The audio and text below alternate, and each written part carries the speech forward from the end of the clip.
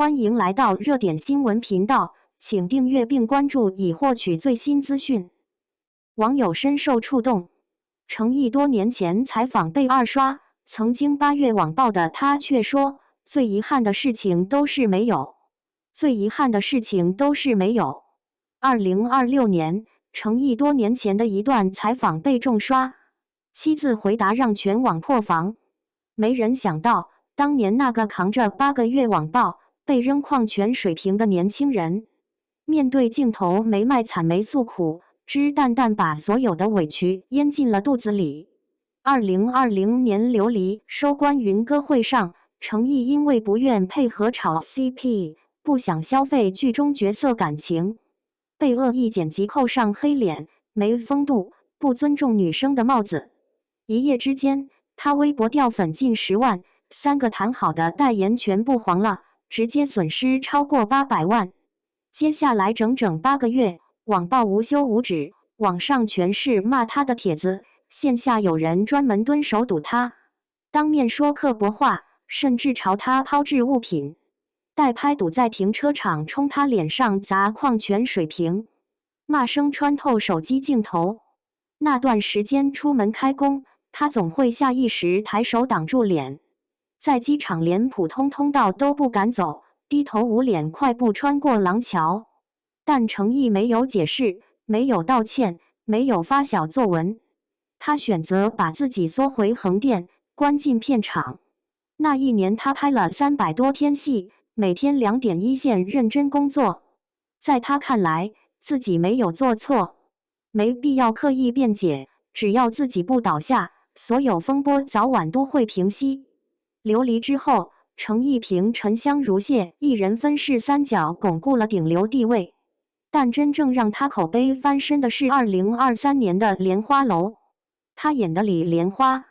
从意气风发的武林高手变成油尽灯枯的江湖游医，前后判若两人。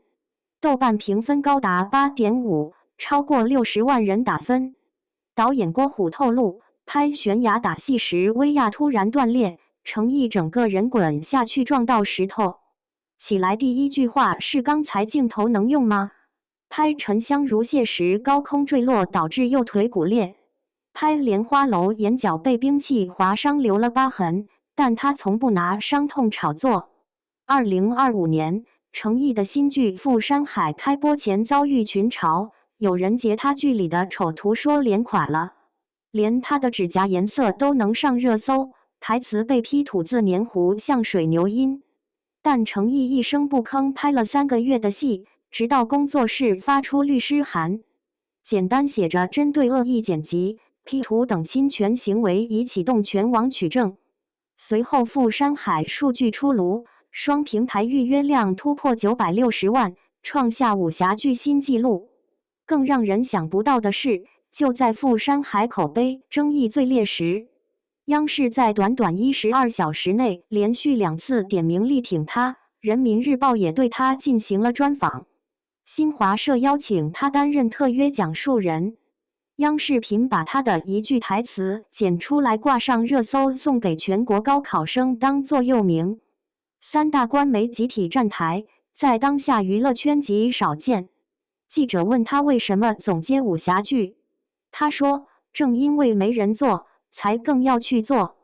程毅出道15年，几乎零绯闻，极少涉足综艺，大部分时间都待在剧组。片场捡到 iPhone 13手机壳，他直接套在自己的 iPhone 8上，半夜被狗子跟拍，结果发现是去钓鱼。他化妆间里永远放着2本笔记，一本剧本写满批注，连台词喘息力度都标得细致，另一本记满生理反应，读发时瞳孔收缩幅度全是对着镜子反复试出来的结果。